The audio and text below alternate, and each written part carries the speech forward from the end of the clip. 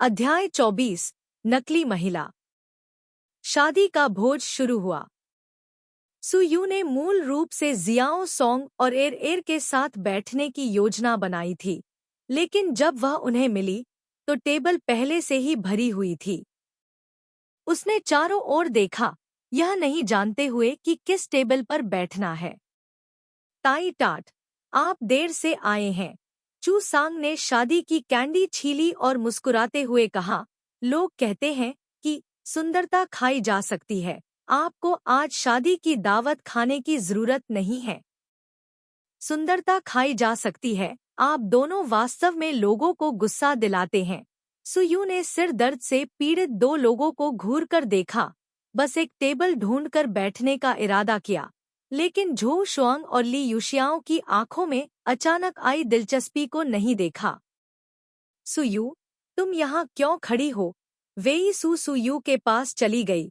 उसने देखा कि ली युक्सियाओं और झू शुआंग के बगल में कोई जगह नहीं थी, और फिर से बोली, तुम मेरे साथ बैठो, मैं दूसरों से परिचित नहीं हूँ। खाना खाने में सहज नहीं है। सुयू ने सोचा कि वेई सू शायद मेजबान की मेज पर बैठेगी, इसलिए उसने तुरंत मना कर दिया, कोई जरूरत नहीं, तुम बस कोई यादृच्छिक सीट ढूंढ सकते हो। सुयू के विचारों को देखते हुए वेई सू ने समझाया, मैं मेजबान की मेज पर नहीं बैठूंगी, मैं बस दूसरों के साथ बैठूंगी, मेरे पीछे आओ। दूसरे पक्ष का रवैया बहुत उत्साही था, सुयू भी मना नहीं कर सकी, इसलिए उसे वेई सू के पीछे चलना पड़ा, क्योंकि वह किस मेज पर बैठेगी यह उसे बहुत स्पष्ट नहीं था। इस आदमी की नज़र बीबी पर है। एरेर ने एक मूंगफली छीली, उसकी कलाई पकड़ी और कहा, दुर्भाग्य से बीबी की कोई प्रतिक्रिया नहीं है, वह एक पूर्ण मूर्ख है। अगर वह मूर्ख होता तो बहुत से लोग उसे बेवकूफ कहते। खरबूजे के बीज चबाते हुए श्याओ सोंग ने धीरे से कहा, सुअर बहुत ही हतप्रभ और धीमा लग रहा है, अंत में वह बाघ द्वारा पकड़ा भी जा सकता है। भले ही वह वास्तव में मूर्ख हो, लेकिन वह केवल इस सुंदर लड़के को पर्याप्त प्रयास न करने के लिए दोषी ठहरा सकता है। क्रांति अभी तक सफल नहीं हुई है, उसे अभी भी कड़ी मेहनत करने की जरूरत है। तमाशा देखना एक अच्छी विशेषता नहीं है, नी नी ने तिरस्कार से देखा। 1000 साल पहले के सभी ऋषियों ने कहा था कि प्रतिभा के बिना भी महिलाएं गुणवान होती हैं। मुझमें नैतिकता की कमी बहुत पहले से है, थोड़ी कम ही सही। जियाओ सोंग ने खरबूजे के बीज खाए और मुस्कुराने लगा। जब सुयू वेई सू के साथ बैठी तो उसे तुरंत लगा कि मेज पर बैठे सभी लोग उसे देख रहे हैं। वह अस्वाभाविक रूप से अपना हाथ वापस खींचना चाहती थी जो शादी का केक पकड़ रहा था। जियाओ सू, यह कौन है? एक महिला जो 40 के आसपास की लग रही थी, सुयू को देखकर मुस्कुराई, मानो सुयू कोई बहुत ही कीमती फूल हो। उसने उसे कई बार ऊपर से नीचे तक देखा, उसकी आंखों में अभी भी एक हल्की संतुष्टि दिख रही थी। वेई सू ने जल्दी से खांसते हुए परिचय कराया, माँ, यह यूनिवर्सिटी से मेरा जूनियर है। सुयू ने आश्चर्य से अपना मुंह थोड़ा खोला, नमस्ते आंटी। वेई सू की माँ पहली नज़र में बहुत छोटी लग रही थी, वह हिलने से खुद को रोक नहीं पाई। हालांकि यह मेजबान की मेज नहीं थी, यहाँ बैठे सभी लोग दुल्हन के परिवार के रिश्तेदार नहीं थे, लेकिन उनके जैसे बाहरी व्यक्ति का यहाँ बैठना अनुचित लग रहा था। इतना विनम्र मत बनो, तुम मेरे चाचा जियाओ सू के दोस्त हो, इसलिए तुम हमारे पोते भी हो, इतना औपचारिक होने की कोई जरूरत नहीं है। यह देखकर कि सुयू असहज महसूस कर रही थी, श्रीमती वेई ने उसे गर्मजोशी से सांत्वना दी और फिर उत्साहपूर्वक मेज पर बैठे अन्य लोगों का परिचय कराया। चाची, चाचा और भाई जैसी बातें करते हुए वे सभी एक बड़े परिवार का हिस्सा थे। सुयू शर्मिंदा थी और उसने सभी का अभिवादन किया। काश वह खड़ी हो पाती, इस मेज पर बैठना बहुत दबाव था। जियाओ चू, सुयू जियाओ याओ की शादी में शामिल होने के लिए बहुत दूर से आई है, आप वरिष्ठ हैं, आपको उसका अच्छे से स्वागत करना चाहिए। श्रीमती वेई खड़ी हुईं और उन्होंने सुयू के हाथों में शादी के केक का एक गुच्छा थमा दिया। युवावस्था में और अधिक आनंद होना चाहिए। सुयू ने मुस्कुराने की कोशिश की और कहा, धन्यवाद, आंटी। उसने हमेशा सोचा था कि वेई सू जैसे कुलीन व्यक्ति का पालन पोषण करने वाला व्यक्ति निश्चित रूप से बहुत सख्त माता पिता होगा, लेकिन उसने वास्तव में श्रीमती वेई से इतनी कोमल और सहजता से पेश आने की उम्मीद नहीं की थी। उसे एक ही समय में खुशी और डर दोनों महसूस हुआ। तीसरी चाची, आपकी ये कैंडी बहुत मीठी है। बहन सू, मैं आपको चॉकलेट फ्लेवर दूंगी। इसे आजमाएं। 10 साल से ज्यादा उम्र की एक लड़की ने अपनी जेब से एक चॉकलेट निकाली और उसे सुयू को थमा दिया। सुयू ने इस बेमिसाल उत्साह का सामना किया और धीरे धीरे समझ गई कि क्या हो रहा है। उसे डर था कि ये लोग पहले से ही उसे वेई सू की गर्लफ्रेंड समझ चुके हैं, लेकिन अगर वे कुछ नहीं कहते तो वह समझा नहीं पाती। यह किसी पूर्वाभास न होने से भी ज्यादा घुटन भरा था। वेई सू ने देखा कि सुयू के चेहरे पर मुस्कान जीवाश्म में बदलने वाली थी। उसने अपने मुंह के कोनों को सिकोड़ लिया और बचाव में आने का कोई इरादा नहीं था। सुयू ने अपना सिर झुकाया और वेई सू को घूरते हुए उसके गर्लफ्रेंड होने का इंतजार किया। अगर उसे इस बारे में जल्द या बाद में पता चला तो वह बहुत गुस्सा होगी। यह सोचकर सुयू को बहुत अधिक सहजता महसूस हुई। वैसे भी उसे समझाने की जरूरत नहीं थी। उसे भविष्य में इन लोगों से मिलने के ज्यादा मौके नहीं मिलेंगे। जब तक वेई सू की गर्लफ्रेंड नहीं बन जाती, तब तक इंतजार करो। वे समझ जाएंगे कि वे गलत थे। उसने मुस्कुराकर सभी तरह की कैंडीज स्वीकार की, खुशी से कहा कि शुक्रिया। ये सभी कैंडीज बहुत महंगी थी। उसे मना नहीं करना चाहिए था। दूसरा व्यक्ति इतना उत्साही था। अगर वह मना करती रही तो यह असभ्यता होगी। सुयू को बहुत जल्दी अपनी सामान्य स्थिति में लौटते देखकर वेई सू को अपने दिल में थोड़ा पछतावा हुआ। उसने सोचा कि कभी-कभी बहुत अच्छा होना भी अच्छी बात नहीं होती। शादी की रस्में पूरी करने के बाद भोज आधिकारिक तौर पर शुरू हुआ। सबसे पहले एपेटाइजर परोसे गए। सुयू ने देखा कि टेबल पर बैठे लोगों ने अपने चॉपस्टिक को नहीं छुआ। वह भी शांत बैठी रही। हम परिवार हैं, कोई औपचारिक शब्द कहने की जरूरत नहीं है। जल्दी करो और खाओ। एक थोड़े बड़े आदमी ने अपना मुंह खोला। सबसे पहले अपनी चॉपस्टिक उठाई। सुयू ने भी सबके साथ खाना खाया। स्वाद बुरा नहीं था। ऐसा लग रहा था जैसे उसने खाना बनाने के लिए किसी निजी रसोइये को बुलाया हो। वह थोड़ी भावुक हो गई। कोई आश्चर्य नहीं कि ऐसे कई पुरुष थे जो अमीर पत्नियों से शादी करना चाहते थे। ऐसी कई लड़कियां भी थीं जो अमीर पतियों से शादी करना चाहती थी। पैसे वाले लोगों के पास वास्तव में कुछ चीजें होती हैं जो आम लोगों से बेहतर होती हैं। मेज पर बैठे लोग कभी-कभी हंसते और मजाक करते थे या कुछ परिवारों की बेटियों की प्रशंसा करते थे। सुयू हस्तक्षेप नहीं कर सकती थी, इसलिए उसने स्वादिष्ट व्यंजनों से लड़ने में अपना सिर छिपा लिया। सुयू कहाँ से है? श्रीमती वेई ने अचानक बातचीत का रुख सुयू की ओर मोड़ दिया। अभी जब तुम मेरी शियाओ सु के साथ बैठी थी, तो तुमने वाकई इस बूढ़ी महिला को हैरान कर दिया। आंटी इतनी जवान दिखती हैं, वे बूढ़ी महिला कैसे हो सकती हैं? सुयू ने श्रीमती वेई की प्रशंसा सुनी और उसका चेहरा लाल हो गया। मेरा परिवार सिचुआन में रहता है। हाँ, सिचुआन में बहुत स्वादिष्ट भोजन मिलता है। श्रीमती वेई के चेहरे पर मुस्कान और भी स्पष्ट हो गई। मैं भी सिचुआन से हूँ। जियाओ चू के पिता से शादी करने के बाद मैं शायद ही कभी सिचुआन लौटी। आपने अभी-अभी ऐसा कहा और मुझे फिर से सिचुआन हॉट पॉट खाने की इच्छा हो रही है। सुयू ने श्रीमती वेई को हाल के वर्षों में सिचुआन में हुए कुछ बदलावों के बारे में बताया। श्रीमती वेई बात करने में बहुत अच्छी थीं और जानबूझकर एक अमीर व्यक्ति की तरह घमंडी व्यवहार नहीं करती थी। सुयू वास्तव में उन्हें पसंद करती थी। यह सोचकर कि ऐसी महिला वेई चू जैसे उत्कृष्ट बेटे की परवरिश कर सकती है, यह अजीब नहीं था। जब दोनों उत्साह से बात कर रहे थे, तो वेई चू ने अचानक सु यू से कहा, यह स्टर्जन सूप बुरा नहीं है, मैंने अभी इसे आजमाया है, क्या तुम कुछ लेना चाहती हो?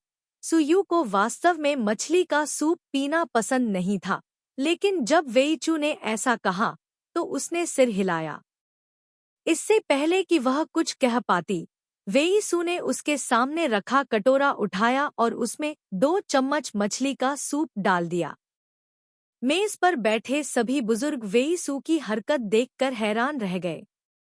वे सभी जानते थे कि इस युवक को लड़कियों को खुश करना कभी पसंद नहीं था और उसका व्यक्तित्व घमंडी था। अब वे दूसरों को सूप बनाने और चाय परोसने में मदद करने के लिए उत्सुक थे, जिससे उन्हें वास्तव में मजा और डर दोनों महसूस हुआ। कोई भी व्यक्ति चाहे कितना भी घमंडी क्यों न हो, वह अपने प्रेमी के सामने थोड़ा विनम्र रहेगा। अगर वह अभी भी अपने प्रेमी के सामने घमंडी व्यवहार करता है, तो क्या उसे अभी भी प्यार माना जा सकता है? बुजुर्गों ने नजरें बदली, सभी हंसे और नाटक देखा। मीठे और मधुर युवाओं को देखना भी बुढ़ापे का शौक माना जाता था। श्रीमती वेई ने सुयू को देखा और उन्हें हर कोना पसंद आया।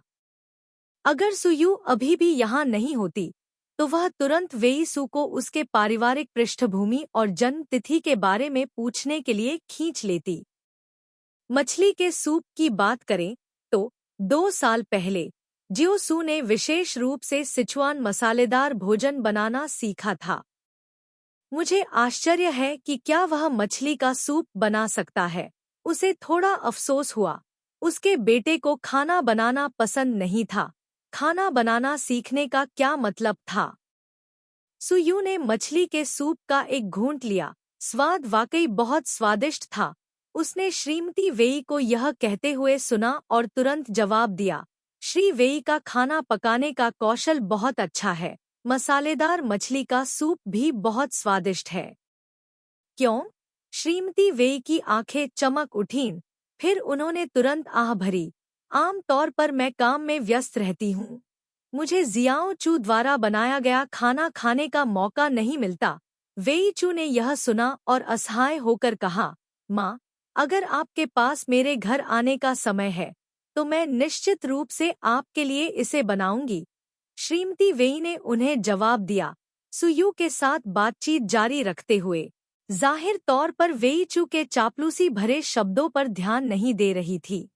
ऐसे समय होते हैं जब एक बेटा अपनी होने वाली बहू की तुलना नहीं कर सकता। यह कांच के मोती और हीरे के बीच का अंतर है। सुयू ने श्रीमती वेई को अपनी युवावस्था की कुछ दिलचस्प कहानियां सुनाते हुए सुना और मुस्कुराए बिना नहीं रह सकी। श्रीमती वेई ने बहुत उत्साह से बात की और सहजता से पूछा, क्या आपके माता पिता दोनों सिचुआन से हैं? सुयू के चेहरे पर मुस्कान थोड़ी फीकी पड़ गई और उसने अपना सिर थोड़ा नीचे कर लिया।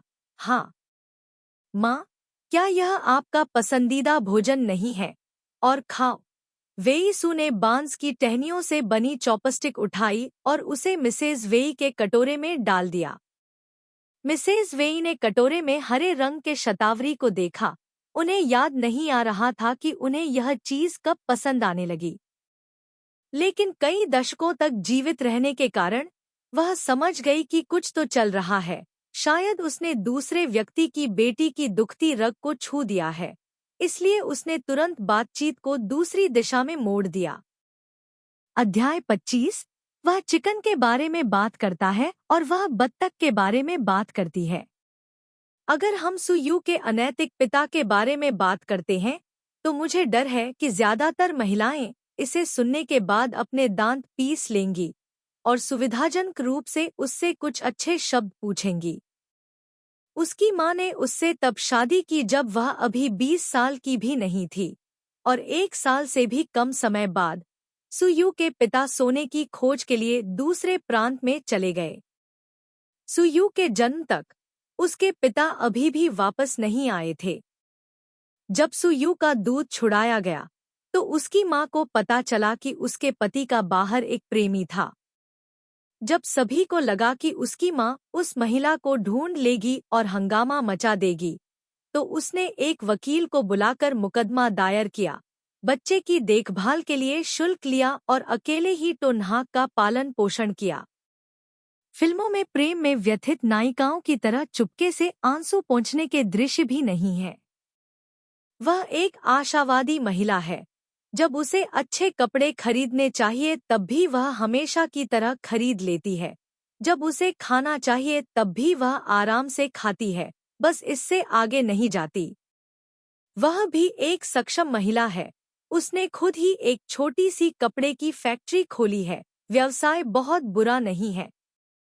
पिछले 2 सालों में उसे लगा कि अब उसे इतनी मेहनत करने की जरूरत नहीं है। उसने अपनी सिलाई की दुकान बेच दी, कढ़ाई की दुकान खोली, कुछ महिला कर्मचारियों को काम पर रखा और उसका जीवन आरामदायक हो गया। कभी कभी वह ब्यूटी सैलून जाती, यात्रा करती, ताश खेलती और अपने दोस्तों के साथ महाजोंग खेलती।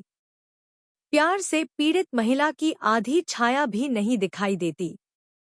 सुयू की माँ का जिक्र करते हुए स्थानीय लोगों की पहली धारणा यह थी कि वह एक सक्षम महिला थी। दूसरी धारणा उसके इत्मीनान और खुशहाल जीवन की प्रशंसा थी, और अंत में उन्हें याद आया कि वह एक तलाकशुदा महिला थी। सुयू की माँ के अनुसार एक महिला किसी पुरुष पर निर्भर हुए बिना भी अच्छी तरह से रह सकती है। उसका सफल होना या न होना किसी पुरुष पर नहीं, बल्कि उसकी अपनी क्षमताओं पर निर्भर करता है। अपनी बूढ़ी माँ के बारे में सोचते हुए, जो अभी अभी लुगु झील की यात्रा पर गई थी, सुयू ने असहाय होकर श्रीमती वेई को देखा। मुझे अभी 2 दिन पहले मेरी माँ का फोन आया था। उसने कहा कि वह लुगु झील की यात्रा करने वाले एक समूह के साथ गई थी। मेरी माँ एक ऐसी महिला है जो स्थिर नहीं बैठ सकती। श्रीमती वेई मूल रूप से वेई सू को सुयू के परिवार की स्थिति के बारे में पता था, लेकिन उसे उम्मीद नहीं थी कि सुयू इस बारे में इतना खुलकर बात करेगी।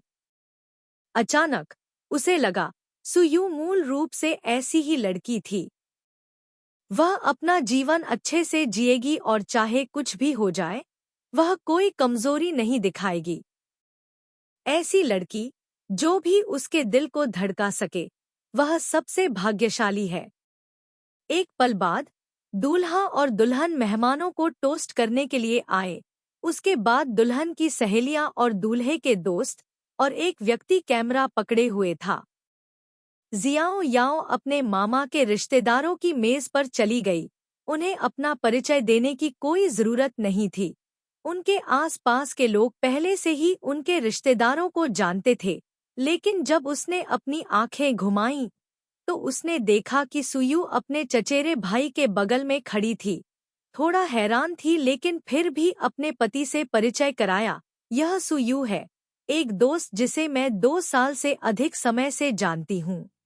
हम आम तौर पर एक दूसरे को नहीं देखते हैं, इसलिए आप पहले कभी नहीं मिले हैं, इसलिए आप मुझे नहीं पहचानते।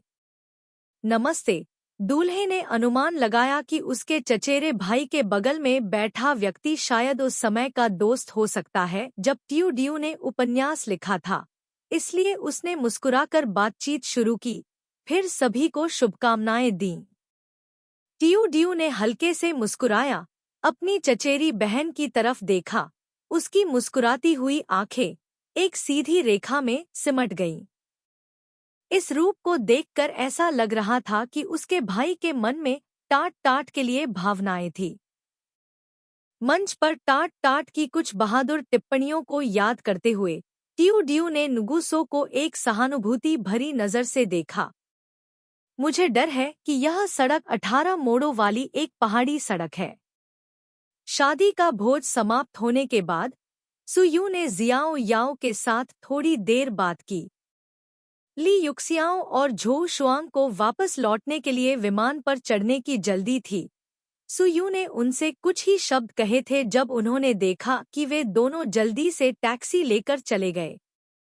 जियाओ याओ ने गुलाबी चोंगसम पहन लिया और सुयू के पास चली गई। सुयू को वहां एक अचंभे में खड़ा देखकर उसने हाथ बढ़ाया और उसके कंधे पर हाथ रखा। तुम किस बारे में सोच रही हो? सुयू ने अपना सिर घुमाकर जियाओ याओ को देखा और आह भरी। मैं बस इस बात पर विलाप कर रही थी कि लोगों के बीच कितना बड़ा अंतर है, हमारी जिंदगी कितनी छोटी है। जियाओ याओ ने चॉकलेट का एक टुकड़ा निकाला और उसे अपने मुंह में डाला, चबाया और निगल लिया और फिर उसे तिरस्कार भरी नजर से देखा। इसे भूल जाओ। उदासी तुम्हें शोभा नहीं देती। तुम्हारा वह धोखेबाज बॉयफ्रेंड कैसा है? मैंने उसे 2 दिन पहले पीटा था। वह हाल ही में दिखाई नहीं दिया। तो नाक मुस्कुराया और ट्यू ड्यू के गाल को मरोड़ दिया। तुम्हारा पति बुरा नहीं लगता। तुम बहुत खुश होगे। मुझे जलन हो रही है। तुम मेरी तारीफ करते हो। जियाओ याओ ने उसका हाथ झटक दिया। मैं वेई जिंग्याओ का पति। बेशक मुझे अच्छा बनना है। यह सुनकर सुयू जोर से हंसा और वास्तव में उम्मीद करता था कि जियाओ याओ अपने जीवन के बाकी हिस्सों में खुश रहेगी। अकेले मजबूत होना निश्चित रूप से गलत नहीं था, लेकिन भविष्य को एक साथ संभालने वाले 2 लोग भी बहुत अच्छे थे। यह सही है, यह सही है। आपका पति सबसे अच्छा है। सुयू के शब्दों में उपहास सुनकर जियाओ याओ ने बीच में टोका। क्या आप मेरे चचेरे भाई को जानते हैं? सुयू ने सिर हिलाया। वेई चू मेरा सीनियर है, लेकिन हम पिछली बार स्कूल के पूर्व छात्र संघ में ही मिले थे। आप पहले स्कूल के प्रचार समूह में थे, है ना? ट्यू ड्यू ने अचानक पूछा। उसकी आंखें जिज्ञासा से भर गईं। तुम्हें कैसे पता? तो नाक ने आश्चर्य से ट्यू ड्यू को देखा। क्या तुम भी मेरी सहपाठी हो? क्या उसकी याददाश्त इतनी खराब है कि उसे अपने भाई या बहन की याद नहीं आती? जियाओ याओ की आंखें फिर से चमक उठीं और वह बहुत उत्साहित दिखी। तो यह तुम हो? मैंने तुम्हें बताया था कि कुछ हुआ था। मैं तुम्हें बताऊंगी। जियाओ याओ, तुम यहाँ क्यों हो? चाचा और चाची तुम्हें ढूंढ रहे हैं। मेहमानों को घर जाना है। तुम्हें उन्हें विदा करने जाना चाहिए। इस समय वेई सू पहले ही चलकर आ चुकी थी और उसने जियाओ याओ के सिर पर थपथपाया। जियाओ याओ ने सुयू से बात करने की जहमत नहीं उठाई और जल्दी से वहां से चला गया। सुयू ने उसकी पतली पीठ को देखा और भावुक होते हुए अपना सिर हिलाया। खुशी में सभी लड़कियां एक जैसी होती हैं। कौन सोच सकता था कि हमेशा आलसी रहने वाला शियाओ याओ भी आज ऐसा ही होगा। लगता है तुम शियाओ याओ को बहुत अच्छी तरह समझते हो। वेई सू उसके पास खड़ी थी। जियो याओ बचपन से ही बिगड़ैल थी। सौभाग्य से कोई था जो उसके गुस्से को बर्दाश्त कर सकता था। गलत। यह कहा जाना चाहिए कि कोई था जिसने जियो याओ की नज़र को आकर्षित किया जो बचपन से ही बिगड़ैल था। यह उसका भाग्य था। सुयू ने बहुत ही वाक्पटुता से खामियों को छुपाया। हमारी जियाओ याओ बहुत सुंदर है, उसकी शिक्षा अच्छी है और उसकी पारिवारिक पृष्ठभूमि भी अच्छी है। उसमें क्या समस्या है? हमारा परिवार? वेई सू ने अपने मुंह के कोनों को सिकोड़ लिया और सुयू को देखते हुए मुस्कुराया। तभी सुयू को एहसास हुआ कि उसने कुछ गलत कहा है। आम तौर पर मंच पर हर कोई एक दूसरे को हमारा परिवार कहना पसंद करता है, लेकिन जियो याओ के असली परिवार के सामने ऐसा कहना थोड़ा शर्मनाक था। उसने 2 बार मुस्कुराने की कोशिश की, बस मजाक कर रहा था। वेई सू को परवाह नहीं थी कि यह एक मजाक था। उसने स्पष्ट रूप से इन शब्दों का आनंद लिया। उसके मुंह के कोनों पर मुस्कान कम नहीं हुई। हाँ, आपने जो कहा वह समझ में आता है। अंत में कौन सा वाक्य अर्थपूर्ण था, यह केवल उसे ही समझ में आया। सुयू ने उसकी ओर देखा। खाने की मेज पर अभी अभी जो कुछ हुआ था उसके बारे में सोचते हुए झुकी और उससे कहा, मुझे बताओ, ऐसा लगता है कि तुम्हारे रिश्तेदारों ने हमारे रिश्ते को गलत समझा है। तुम थोड़ा समझाते क्यों नहीं? समझाने के लिए कुछ भी नहीं है। सुयू को उसे चिढ़ाते देख वेई चू मुस्कुराया। वैसे भी वे थोड़ी देर बाद समझ जाएंगे। सुयू ने वेईचू की उदासीन उपस्थिति देखी और समझ गई कि वह बहुत ज्यादा सोच रहा था। सभी वयस्क ऐसे ही होते हैं। जब वे अपने बच्चे को विपरीत लिंग के दोस्त के साथ लाते देखते हैं तो वे हमेशा उत्सुक हो जाते हैं। अगर उनका बच्चा कुछ नहीं कहता तो वे ज्यादा से ज्यादा थोड़ी देर के लिए उत्सुक होते और फिर भूल जाते। लेकिन मैं आज दोपहर की घटना के लिए वास्तव में दोषी महसूस करता हूँ। मेरी माँ का स्वभाव थोड़ा जल्दबाज है। आंटी बहुत अच्छी हैं, सुयू ने वीसू को बीच में टोकते हुए कहा। इसके अलावा मैंने अभी अभी तुम्हें अकेले बैठे और ऊबते हुए देखा, इसलिए मैंने शर्मिंदगी से बचने के लिए जानबूझकर तुम्हें अपने साथ बैठने के लिए बुलाया। तुम मुझसे माफी कैसे मांग सकते हो? यह सुनने के बाद वीसू ने ध्यान से सुना और सुयू के साथ विषय बदल दिया। पिछली बातचीत के लिए जहां उन्होंने चिकन और बत्तख के बारे में बात की थी, उसका कोई मतलब था या नहीं, यह केवल उसे ही पता था। तीसरे भाई, मुझे लगता है कि यह लड़की बुरी नहीं है। जियाओ याओ की माँ श्रीमती वेई के पास खड़ी थी, चुपके से खड़े होकर बात कर रहे युवा जोड़े को देख रही थी। अभी मैंने जियाओ याओ से पूछा, उसने कहा कि इस छोटी लड़की का व्यक्तित्व वास्तव में अच्छा है। श्रीमती वेई ने स्वाभाविक रूप से देखा कि उसके बेटे की उम्मीद भरी आंखें हमेशा दूसरे व्यक्ति की बेटी की ओर निर्देशित थी, और मुस्कुराते हुए कहा, यह वास्तव में अच्छा है। मुझे यह वास्तव में पसंद है। जियाओ चू की उपस्थिति को देखते हुए ऐसा लगता है कि वह भी इस छोटी लड़की की बहुत परवाह करता है। हम अपने युवा लोगों के मामलों की परवाह नहीं करते हैं। अगर यह छोटी लड़की हमारी बहू बन सकती है तो यह एक अच्छी बात मानी जाएगी। चिंता मत करो, हम सभी जानते हैं कि जियाओ चू कैसा है। लड़कियों को वह बहुत पसंद है। इस छोटी लड़की के करीब आने की इच्छा करना मुश्किल नहीं होना चाहिए। ट्यू ड्यू की माँ चिंतित नहीं थी। श्रीमती वेई मुस्कुराई और जवाब नहीं दिया, लेकिन उसके दिल में वह अच्छी तरह से जानती थी कि उसका बेटा इस लड़की को कितना पसंद करता है। उसे केवल इस बात का डर था कि उसके बेटे की दुर्लभ भावनाओं का प्रतिदान नहीं किया जाएगा। वह यह कैसे नहीं देख सकी कि यह लड़की उसके बेटे की प्रेमिका नहीं थी। अध्याय 26 भाग्य। जब सुयू और वेईसू साथ साथ निकले तो दोपहर के 4 बज चुके थे। कार में बैठने से पहले जियो याओ ने उसे ढेर सारी शादी की कैंडी खिलाई, यह कहते हुए कि यह उसे खुशनुमा माहौल का थोड़ा और आनंद लेने और जल्दी शादी करने के लिए है। सुयू मिठाई के पहाड़ से बेहद संतुष्ट दिख रही थी और सीधे निम्नलिखित वाक्य को अनदेखा कर दिया। राजमार्ग पर उतरने के बाद कार बहुत आसानी से चली। सुयू अपनी सीट पर पीछे झुक गई और जम्हाई लेने से खुद को नहीं रोक पाई। उसने वेईसू को देखा जो अभी भी सीधे आगे देख रही थी। ड्राइवर से बात न करने के सुरक्षा नियम को भूल गई। मुझे उम्मीद नहीं थी कि आप जियो याओ के रिश्तेदार होंगे। यह दुनिया वास्तव में छोटी है। यह वास्तव में इतना बड़ा नहीं है।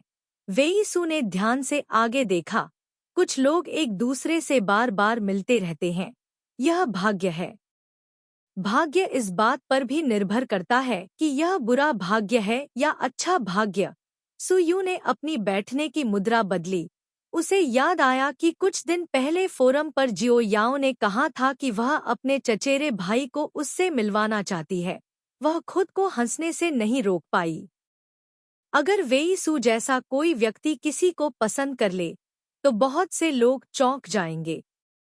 भगवान ने हमें भाग्य दिया है, चाहे वह अच्छा हो या बुरा। यह इस बात पर निर्भर करता है कि हम इसे कैसे संभालते हैं। सुयू को लगातार जम्हाई लेते देख वेईसू ने कहा, अगर तुम थकी हुई हो तो थोड़ी देर आराम करो। जब हम वहां पहुंचेंगे तो मैं तुम्हें फोन करूंगा। कोई बात नहीं, सुयू ने अपना सिर हिलाया। मेरे लिए अकेले गाड़ी चलाना बोरिंग है। मुझे आपसे बात करने दो। मुझे बताओ, कोई यादृच्छिक विषय ढूंढो। वेईसू ने जल्दी से अपना सिर झुकाकर सुयू को देखा। यह देखकर कि वह अच्छे मूड में थी, उसने अपनी नज़र वापस सड़क पर घुमाई। आप किस बारे में बात करना चाहती हैं? सुयू ने एक पल के लिए सोचा। यह समस्या थोड़ी कठिन है। पुरुषों को अर्थशास्त्र, स्टॉक, रियल एस्टेट, निवेश आदि के बारे में बात करना पसंद है, लेकिन उसे इन चीजों में कोई दिलचस्पी नहीं है। अगर आपको कोई आपत्ति न हो, तो क्या आप मुझे अपने बचपन के बारे में कोई कहानी सुना सकती हैं? जैसे ही वेईसू ने ये शब्द कहे, उसे तुरंत लगा कि उसने सीमा पार कर ली है। वह सुयू के अतीत के बारे में जानना चाहता था, लेकिन उसे सीधे तौर पर ऐसा नहीं पूछना चाहिए था। एकल अभिभावक परिवार में एक बच्चे को हमेशा ऐसे आघातों का सामना करना पड़ता है जिनसे दूसरे बच्चों को नहीं गुजरना पड़ता। जब तुम बच्चे थे तो क्या हुआ था? सुयू ने वास्तव में बहुत परवाह नहीं की। एक पल के लिए ध्यान से सोचा। जब मैं छोटी थी तो मेरा व्यक्तित्व काफी लड़कों जैसा था। मुझे लड़कों के साथ लकड़ी की तलवारों और डंडों से खेलना पसंद था। उस समय मैं यार्ड में बच्चों का बड़ा भाई था, लेकिन अब हर कोई अपने अपने रास्ते पर चला गया है। भले ही मैं एक साथ खाना खाना चाहूँ, मैं मर जाऊंगा। सुयू द्वारा झुआंग वेई की धारा प्रवाह पिटाई को याद करते हुए वेईसू को पूरी तरह से विश्वास था कि जब वह छोटी थी तो सुयू बच्चों की रानी हो सकती है। ऐसा लगता है कि जब तुम छोटी थी तो तुम बहुत दुर्जेय थी। उन बच्चों ने पहले तो मुझे तंग किया, लेकिन अंत में मैंने उन्हें तब तक पीटा जब तक वे आज्ञाकारी नहीं हो गए। बल ही सत्य है। यह वाक्य वास्तव में समझ में आता है। अपने बचपन के दोस्तों के साथ हुई परेशानियों को याद करते हुए सुयू मुस्कुराए बिना नहीं रह सकी। वेईसू ने अपना सिर नहीं घुमाया, इसलिए वह सुयू के चेहरे पर मुस्कान नहीं देख सका। उसे केवल यही लगा कि उन बच्चों ने सुयू को इसलिए परेशान किया क्योंकि उसके पिता नहीं थे। एक पल के लिए उसे समझ नहीं आया कि क्या कहे। थोड़ी देर बाद उसने पूछा, ये बच्चे जो दूसरों को परेशान करना पसंद करते हैं, उन्हें वास्तव में पीटा जाना चाहिए? सुयू ने उसके गंभीर भाव को देखा और फिर से हंसे बिना नहीं रह सकी। मुझे उम्मीद नहीं थी कि तुम एक हिंसक व्यक्ति हो। यह सुनकर कि सुयू की आवाज उदास नहीं लग रही थी, वेईसू को भी राहत मिली।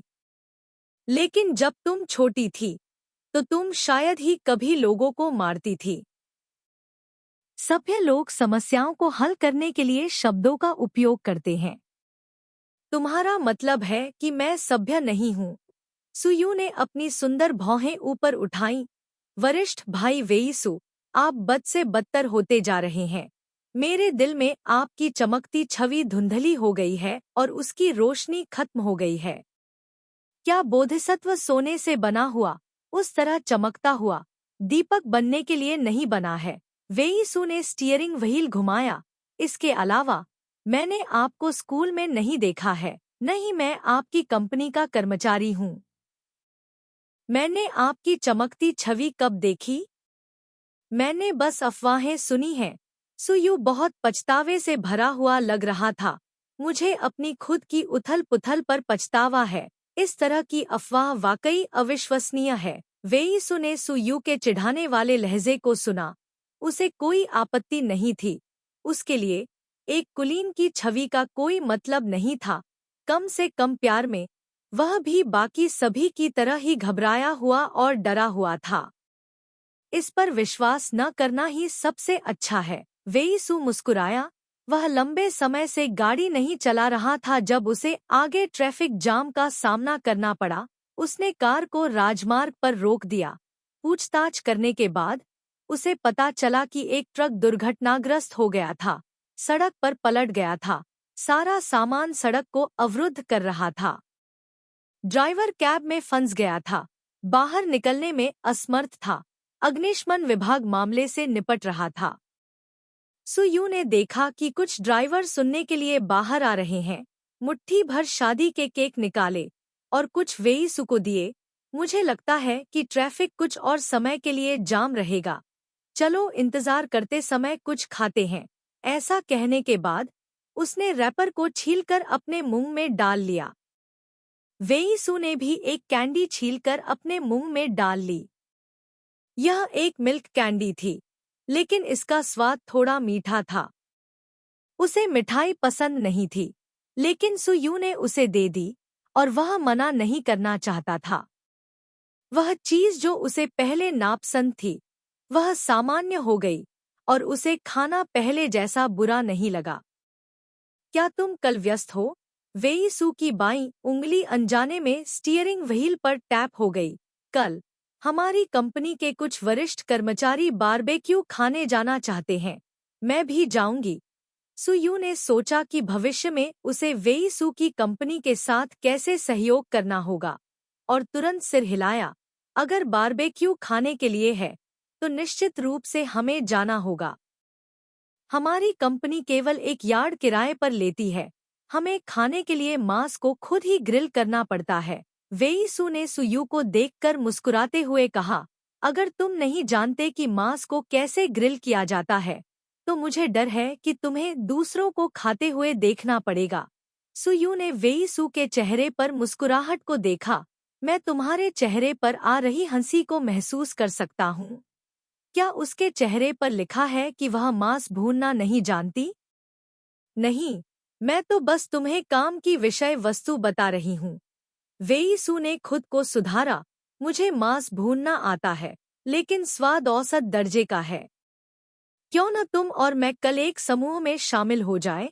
वेईसू के उत्साही निमंत्रण के बारे में सुयू को एक पल के लिए सोचना पड़ा।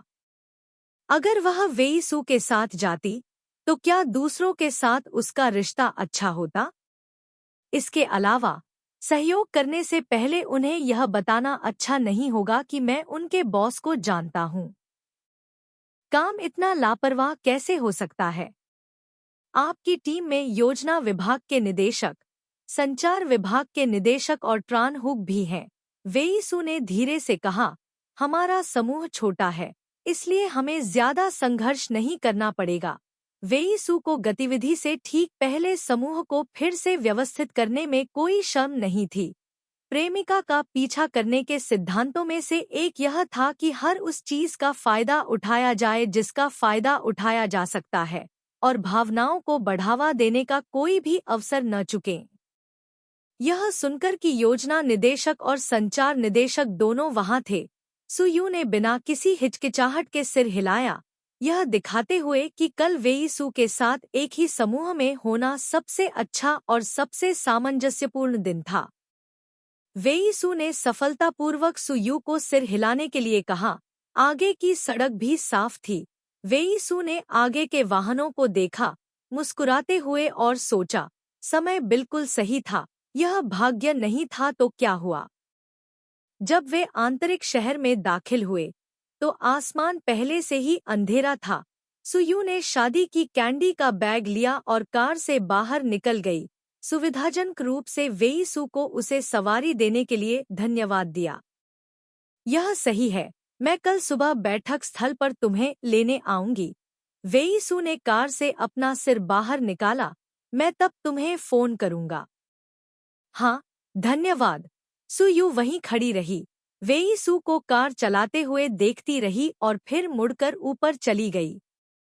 जब वह घर पहुंची, तो उसने स्नान किया और अपने कपड़े बदले। फिर उसने हमेशा की तरह एक नया अध्याय पोस्ट किया।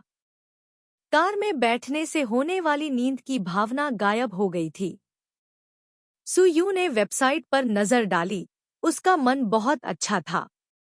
उसने अपने निजी पेज पर शादी के केक की एक तस्वीर पोस्ट की। गेम खोला और खेलने ही वाली थी कि उसका फोन फिर से बज उठा। उसने स्क्रीन पर देखा, क्या बकवास है, यह वेईसू थी जिसने अभी 3 घंटे पहले ही ब्रेकअप किया था। हाँ, सुयू ने फोन उठाया। जल्दी आराम करो, मैं तुम्हें कल सुबह 8 बजे उठा लूंगी। भोर होने वाली है। उसने माउस पॉइंटर को गेम आइकन से दूर किया, फिर बाएं कोने में बंद बटन पर क्लिक किया। सुयू ने जवाब दिया, हाँ, मैं अभी सोने जा रही हूँ। उसने फोन रख दिया, कंप्यूटर बंद कर दिया और बिस्तर में घुस गई। सुयू ने धुंधले ढंग से सोचा, वेईसू को कैसे पता चला कि वह अभी तक सोई नहीं है? या क्या उसे अचानक ही उसे कल सुबह के फोकस के लिए समय याद आ गया? बिना किसी आश्चर्य के सुयू ने अपनी आंखें बंद कर ली और सोने का फैसला किया। अध्याय 27 आत्मसम्मान को ठेस पहुंचाना। अगली सुबह जब सुयू बिस्तर से उठी तो तुरंत फोन बज उठा। उसने कौवे के घोंसले की तरह अपना सिर खुजलाया और अचंभित होकर फोन का जवाब दिया। हेलो। वेईसू ने दूसरे व्यक्ति की नींद भरी आवाज सुनी और विनम्रता से हेलो कहा। वह जानता था कि दूसरा व्यक्ति अभी पूरी तरह से जागा नहीं है। उसने हल्के से मुस्कुराया और कहा, हाँ, यह मैं हूँ। क्या तुम अभी भी नहीं जागे हो? हाँ, जानी पहचानी आवाज सुनकर सुयू ने अचानक अपनी आंखें खोलीं, दीवार पर लगी घड़ी की ओर देखा और जल्दी से खांसते हुए कहा, वेईचू, 1 मिनट रुको, मैं अभी नीचे आती हूँ। अगर उसे मीट ग्रिल करना था तो स्कर्ट और हाई हील्स पहनना उचित नहीं था। सुयू ने बहुत जल्दी अपने कपड़े बदले, स्नीकर्स पहने और नीचे चली गई। वेईचू ने सुयू को देखा जो बिना मेकअप, बिना हाई हील्स और बिना किसी सुंदर हैंडबैग के उसकी ओर दौड़ रही थी। उसकी अभिव्यक्ति थोड़ी चिंतित थी।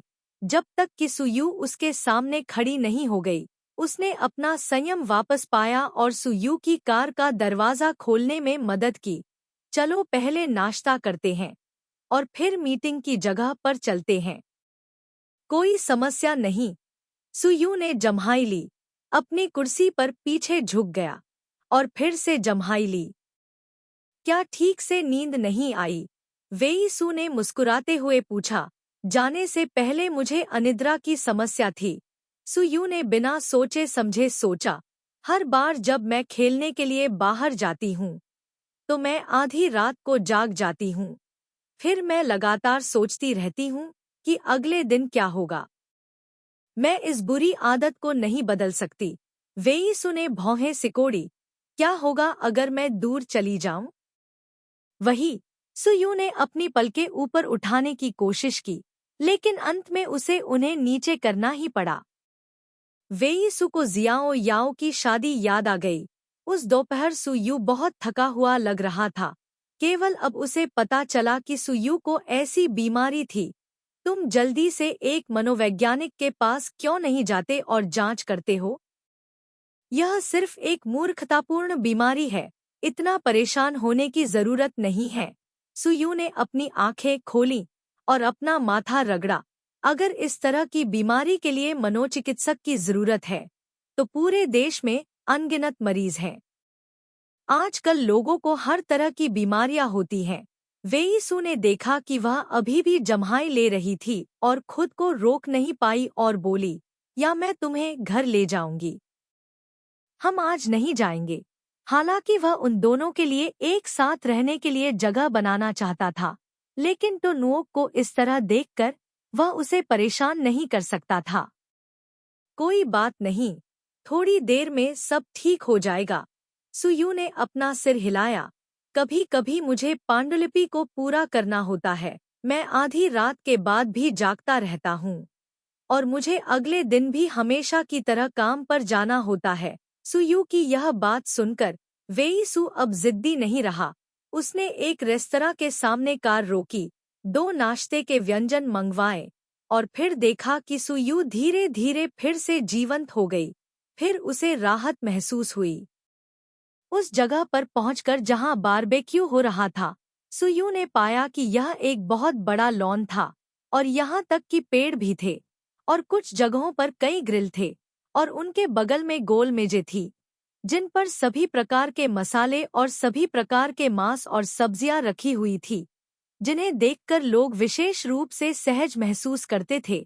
सुयू ने भावना के साथ कहा, इस तरह की जगहों पर बारबेक्यू करने के लिए आना लोगों को बहुत दोषी महसूस कराता है। अमीर बारबेक्यू खाने वाले को भी इस तरह से कष्ट सहना पड़ता था। सुयू को याद आया जब वह छोटी थी। वह और उसकी सहपाठी केकड़े भूनने के लिए खड्ड में भागते थे। एकमात्र मसाला नमक था, जो घर से चुराया गया था। उसने अचानक आह भरी। जीवन रॉकेट की तरह तेजी से बदलता है। अंतर अमीर और गरीब के बीच का अंतर सचमुच बहुत बड़ा है। यह यहाँ है। चेंजू एक चाय की मेज के पास बैठा था। उसने दो लोगों को धीरे धीरे पास आते देखा, अपना मुंह खोला और कहा, हर कोई कहता है कि हमें स्वेच्छा से टेबल टेनिस या गोल्फ खेलना चाहिए, या यहाँ रहकर प्रकाश बल्ब बनना चाहिए। एक निश्चित पुरुष निर्देशक ने अपनी चाय का प्याला खत्म किया, खड़ा हुआ और बोला, मुझे बिलियर्ड्स खेले हुए काफी समय हो गया है। मैं थोड़ी देर के लिए खेलने जा रहा हूँ। एक निश्चित महिला निर्देशक खड़ी हुई और एक महिला सहकर्मी से बोली, मैंने सुना है कि इस रिसॉर्ट में सौंदर्य देखभाल सेवाएं हैं। चलो एसपीए में चलते हैं। चाय पीते हुए बैठना बहुत उबाऊ है। चेंजू ने सहकर्मियों के समूह को एक साथ जाते हुए देखा, फिर दो लोगों को पास आते हुए देखा। उसने भौहें सिकोड़ी, हम भी बिलियर्ड्स क्यों नहीं खेलते? बॉस का लाइट बल्ब बनना वाकई तनावपूर्ण था। सुयू ने सोचा कि मीट को ग्रिल करना सिर्फ मीट को ग्रिल करना है, लेकिन यहाँ कुछ बार घूमने के बाद उसे एहसास हुआ कि इस जगह पर हर तरह का मनोरंजन है। यह सही है। तुम मेरी कंपनी के किसी भी कर्मचारी को क्यों नहीं देखती? वेईसु उसे एक यूरोपीय शैली की खुली हवा वाली चाय की मेज पर ले गई और एक वेटर जल्दी से वहां आया। उसने जवाब देने से पहले 2 कप काली चाय का ऑर्डर दिया। शायद वे सभी अकेले खेलने गए हैं। तुम क्या खेलना चाहती हो? जगह जितनी ज्यादा आलीशान होगी, कीमत उतनी ही ज्यादा होगी। सुयू ने एक पल के लिए थोड़ा दबाव महसूस किया और थोड़ी देर सोचने के बाद उसने अपना मुंह खोला, मैंने अभी अभी नाश्ता किया है। चलो थोड़ी देर बैठते हैं और फिर फैसला करते हैं। आपकी कंपनी के कर्मचारी लाभ वास्तव में अच्छे हैं। सुयू ने चारों ओर देखा और आह भरते हुए कहा, जिस कंपनी में मैं पहले काम करती थी, जब हमारी छुट्टियां होती थीं, तो हम सिर्फ साथ में पार्क जाते थे, पार्टियों में जाते थे या साथ में बुफे खाते थे। लोग वाकई अलग अलग होते हैं। पाने के लिए देना पड़ता है। वेईसु ने सुयू के आक्रोश भरे भाव को देखा और मुस्कुराते हुए कहा, ये सभी लोग कंपनी की प्रतिभा हैं। आपको उनके साथ अच्छा व्यवहार करना होगा ताकि वे आपके लिए कड़ी मेहनत करें। आपकी कंपनी के लाभ अन्य कंपनियों की तुलना में बेहतर हैं, इसलिए उन्हें प्रतिभा को बनाए रखने में असमर्थ होने का डर नहीं होगा। सर और मैडम, यहाँ आप दोनों के लिए कुछ लाल चाय है। धन्यवाद। वेट्रेस ने बीच में टोकते हुए काली चाय और 2 बेहतरीन केक रख दिए। सुयू ने वेटर का शुक्रिया अदा किया। पैसे कमाने के लिए पैसे खर्च करने का तरीका जानने की यह एक शानदार तरकीब है। सुयू ने अपनी भौहें उठाईं, लाल चाय का कप उठाया और वेईसु की ओर देखा। कोई आश्चर्य नहीं कि तुम एक उत्कृष्ट युवा बन सकते हो, जबकि मेरे जैसा कोई व्यक्ति जिसके पास कोई प्रतिभा नहीं है, वह केवल वेतन के लिए काम कर सकता है। मुझे तुम्हें हमारी कंपनी में बॉस बनने देने में कोई आपत्ति नहीं है, वेईसु ने आधे मजाक में कहा।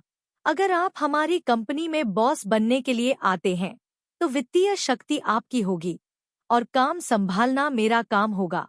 सुयू के हाव भाव में कोई बदलाव नहीं आया।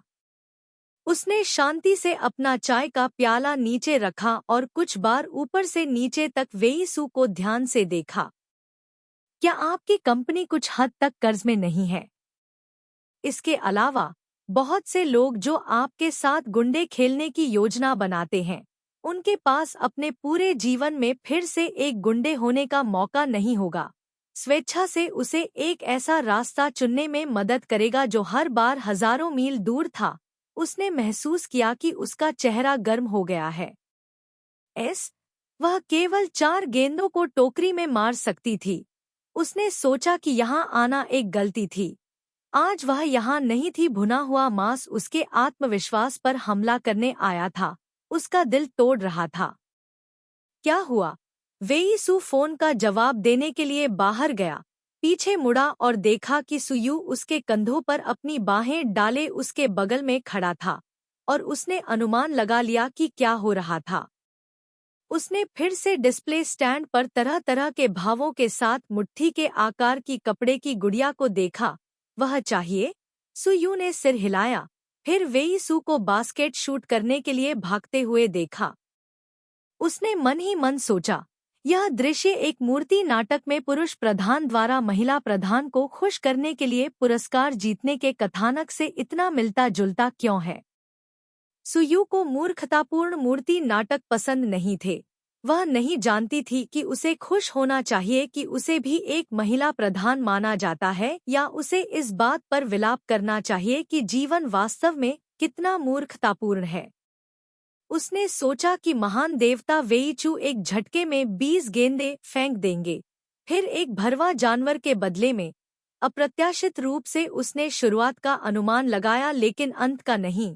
उन 20 गेंदों को फेंक दिया गया, लेकिन उनमें से 18 टोकरी में नहीं पहुंची। अडिग महान देवता वेई ने प्रयास करना जारी रखा।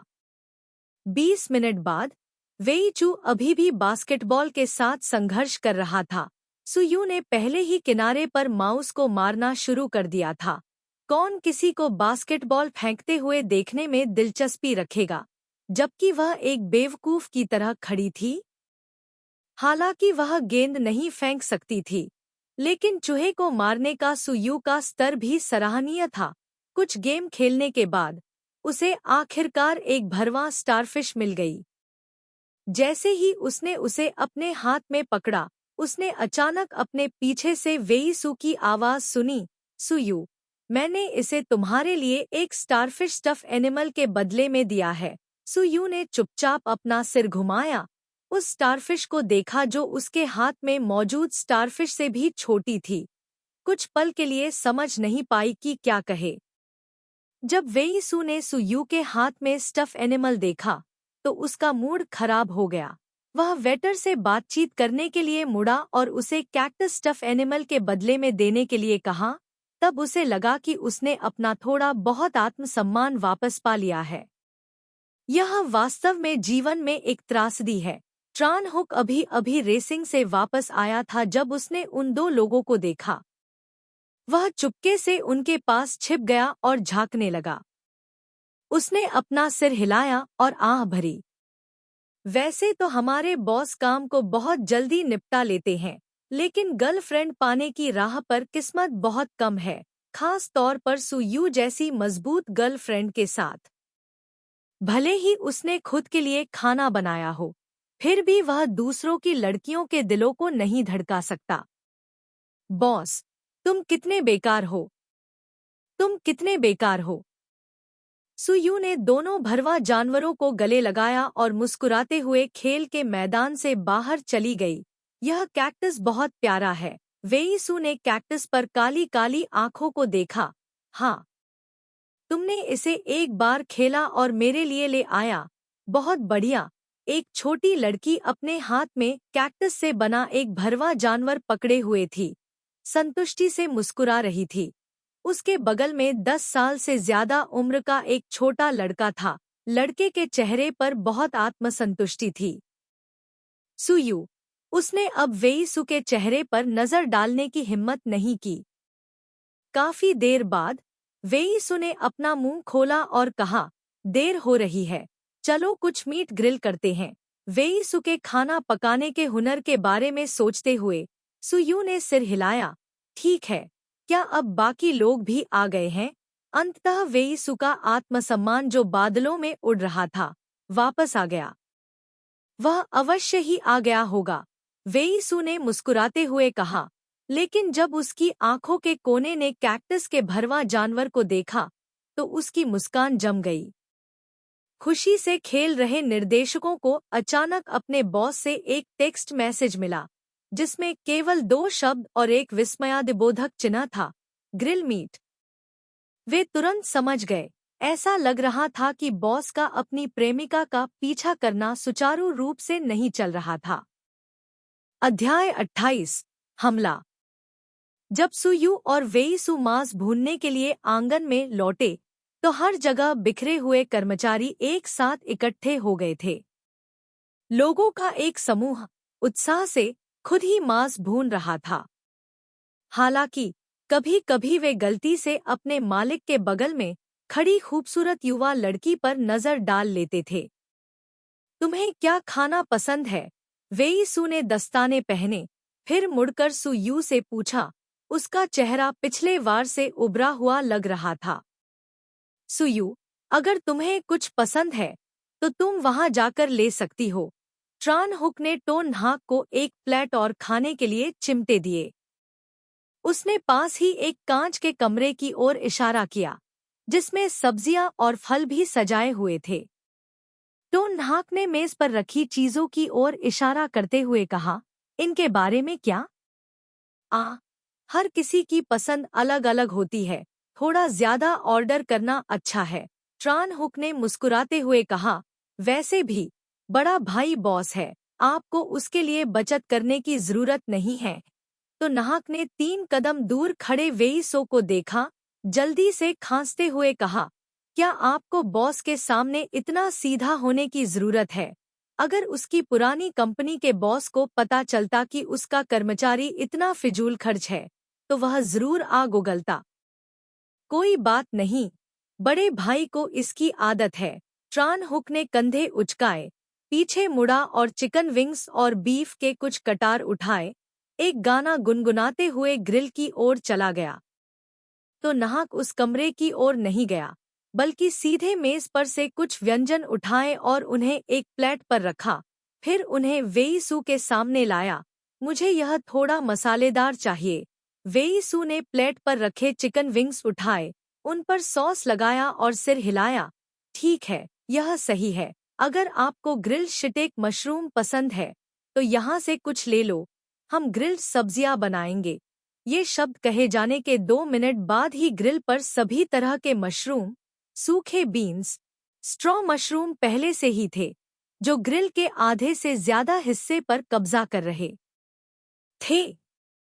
रसोई के सिर्फ एक कोने पर बैठे ट्रान हुक ने नाराजगी से अपने बॉस को एक आदर्श पति में बदलते हुए देखा, फिर एक हाथ में प्लेट और दूसरे हाथ में नाशपाती पकड़े हुए टोन नाक को देखा, अपने सिर को हिलाते हुए और अपने दिल में आहें भरते हुए, अपने बॉस की स्थिति को देखते हुए।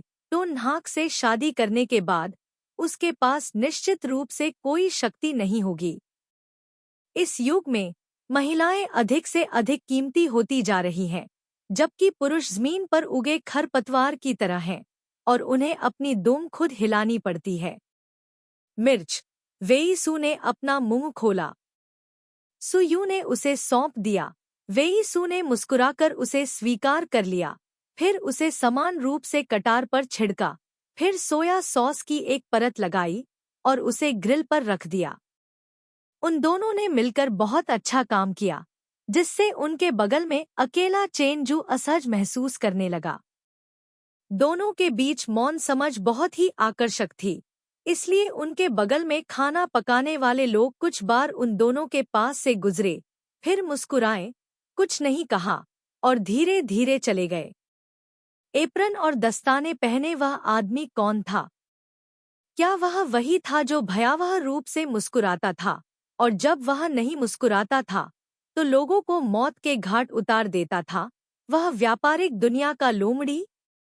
यह दुनिया कितनी पागल है कि हमारे बॉस जैसी लोमड़ी भी एक ऐसी महिला के सामने एक वफादार कुत्ते में बदल सकती है जिसे बहुत सुंदर नहीं माना जाता है। बॉस के प्रति दूसरे व्यक्ति के शांत रवैये को देखना, उसके बगल में खड़े दूसरे व्यक्ति को स्वाभाविक रूप से फल खाते हुए देखना, उस बॉस को देखना जिसे कुली का काम करना पड़ता है लेकिन फिर भी वह बहुत चमकता हुआ मुस्कुराता है, उसे और अधिक समय तक देखना निश्चित रूप से आपको अंधा बना देगा। कर्मचारियों ने चुपचाप अपनी निगाहें हटा लीं, अपने हाथों में आधे पके हुए ग्रिल्ड मीट को देखा, फिर बॉस के हाथ में बकरी के मांस की कटार को देखा जो एक आकर्षक सुगंध दे रही थी। अपने मुंह के कोनों को पोंछा, मांस की दूसरी कटार को बदला और ग्रिलिंग जारी रखी। ग्रिलिंग हो गई है, थोड़ा ट्राई करो। वेईसू ने भेड़ के मांस की एक कटार उठाई और उसे सुयू के मुंह के पास ले गई। सुयू ने उसे लेने के लिए हाथ बढ़ाया, लेकिन कटार दूर चली गई। सुयू ने वेईसू की ओर देखा। इस पर बहुत सारा तेल है, पहले इसे आजमाओ। वेईसू ने हठपूर्वक भेड़ के मांस की कटार को सुयू के मुंह में ला दिया। सुयू ने वेईसू की कोमल मुस्कान को देखा, फिर भेड़ के मांस की कटार को देखा जो बहुत स्वादिष्ट लग रही थी। अंत में उसने वेईसू का हाथ पकड़ा और एक टुकड़ा खाने के लिए अपना सिर नीचे किया। चेनजू ने टेबल पर साइड से ग्रीस प्रूफ दस्ताने को देखा। उसकी आंखों के कोने फड़क गए। उसने अपने दांत पीस लिए और चिकन विंग का एक टुकड़ा काट लिया। बड़े भाई, क्या आपके पास कोई और बेशर्म चाल है? जैसा कि व्यापार में एक दुर्जय व्यक्ति से उम्मीद की जाती है, प्यार में उसकी चालें भी सराहनीय है। बहुत स्वादिष्ट। टोनहाक ने गर्म बकरी का मांस निगल लिया, अपने हाथ से अपनी जीभ को हवा किया और सिर हिलाया। आपका खाना पकाने का कौशल वास्तव में अच्छा है। अमीर, सुंदर, लिविंग रूम में जाने में सक्षम, रसोई में जाने में सक्षम, चावल ले जाने में सक्षम और बिस्तर बनाने में सक्षम, ऐसा आदमी वास्तव में दुनिया में सबसे अच्छा है। कोई आश्चर्य नहीं कि इतनी सारी महिलाएं उसे पसंद करती हैं। यह अच्छा है कि आप उसे पसंद करते हैं। वेईसू ने तैयार कटारे मेज पर रख दी। वे दोनों मेज के बगल में बैठ गए। वेईसू ने अपने बगल में रखे दस्ताने की जोड़ी उठाई, भौहें सिकोड़ते हुए कहा, मुझे याद आया कि यह था। मैंने इसे अभी क्यों नहीं देखा? चेनजू ने अपना सिर घुमाया। बड़े भाई, क्या आप बिना पलक झपकाए झूठ बोल सकते हैं? ग्रिल्ड मीट खत्म करने के बाद सभी लोग बाहरी टेबल पर बैठकर चाय पीते और बातें करते रहे। सुयू प्लानिंग डिपार्टमेंट के डायरेक्टर के साथ बैठी। उन दोनों ने चाय पी और सहयोग पर चर्चा की। इस बात पर ध्यान नहीं दिया कि वेईसू अब उनके साथ नहीं थी। हाल ही में पेय पदार्थों की कीमतें बढ़ रही हैं, लेकिन हम बाईशेंग में बाजार के कारणों से कीमतों में वृद्धि नहीं करेंगे। सुयू ने गंभीरता से कहा, इस बिंदु पर मुझे आशा है कि मैं योजना प्रक्रिया में कुछ मदद कर सकती हूँ। बेशक, नियोजन विभाग के निदेशक यांग बाईशेंग की पसंद को समझते थे। हालांकि अस्थायी रूप से कीमतें न बढ़ाने से अन्य कंपनियों की तरह लाभ नहीं मिल पाता, लेकिन बाजार का विस्तार करने के लिए यह बेहद फायदेमंद था। हालांकि बढ़ती कीमतों के मौजूदा चलन में बाईशेंग दबाव में भी दृढ़ रहने में सक्षम थी। यह काफी सक्षम माना जाता था। उन दोनों ने काफी देर तक बात की और अचानक उनके बगल में कुछ झबरा दिखाई दिया। उसने देखने के लिए अपना सिर झुकाया और यह वास्तव में एक मोटा भरवा जानवर था। गोल मटोल पक्षी अपने छोटे पंखों को झुका रहा था, बेहद प्यारा लग रहा था। निदेशक यांग ने देखा कि उसके मालिक ने फिर से अपनी प्रेमिका का पीछा करना शुरू कर दिया है, इसलिए उसने बहुत चतुराई से जाने का बहाना ढूंढ लिया। कुछ दूर चलने के बाद वह पीछे मुड़ा और अपनी ठुड्डी को सहलाते हुए बुदबुदाया, बॉस की यह रणनीति मेरे हाई स्कूल के भतीजे की अपनी प्रेमिका को बहकाने के तरीके से इतनी मिलती जुलती क्यों लगती है? कुछ देर सोचने के बाद उसे लगा कि उसका बॉस हाई स्कूल के छात्र से भी ज्यादा चालाक होगा, इसलिए उसने सिर हिलाया और चला गया। गुस्सों के साथ चल रहा ट्रान हुक मन ही मन डर गया। उसने कभी उम्मीद नहीं की थी कि इस टेडी बियर की वजह से उसका बॉस एयर गन उठाएगा और उसे बदलने से पहले लगातार कई बार गोली चलाएगा। इस तरह की बात जो केवल हाई स्कूल के छात्र ही कर सकते हैं। बॉस ने इसे करने के लिए अपनी खुद की कीमत भी कम कर दी। बॉस के दिल में सुयू की स्थिति कितनी बड़ी है। धन्यवाद। सुयू ने अनुमान लगाया कि वेईसू सुबह से खोया हुआ आत्मसम्मान वापस पाना चाहता था, इसलिए उसने मुस्कुराते हुए उस भरवा जानवर को गले लगाया। उसके छोटे पंखों को खींचते हुए उसने कहा, मैं सोच रही थी कि मैं एक प्यारा टेडी बियर खो रही हूँ। यह अच्छा है कि आपको यह पसंद आया। वेईचू ने धीरे से यह कहना समाप्त किया। एक चीरने की आवाज आई। मोटे पक्षी के छोटे पंख को सुयू ने 2 टुकड़ों में फाड़ दिया। एक हिस्सा अभी भी शरीर से चिपका हुआ था, दूसरा हिस्सा हवा में लहरा रहा था। छेद से रुई का एक गुच्छा बाहर निकल रहा था। वेईचू। सुयू ने शांति से पंख को वापस अपनी जगह पर रख दिया। एक मुस्कान को छिपाते हुए कहा, जब तुम घर जाओ तो इसे वापस सिल देना। मैं अभी थोड़ा कठोर था, हालांकि घटिया क्वालिटी ही मुख्य कारण थी, लेकिन यह देखकर कि दूसरे व्यक्ति का चेहरा कुचला गया था, वह फिर से उस पर कदम रखने के लिए सहन नहीं कर सकती थी। इसके अलावा दूसरे व्यक्ति ने उसे दयापूर्वक दिया था। वर्तमान स्थिति में वह वास्तव में वेईसु के सुंदर चेहरे को और भी अधिक शर्मिंदगी दिखाते हुए नहीं देख सकती थी। यह वास्तव में इतना दयनीय था कि उसे नहीं पता था कि इसे कहाँ रखना है। चेन जू के मुंह का कोना फड़क उठा।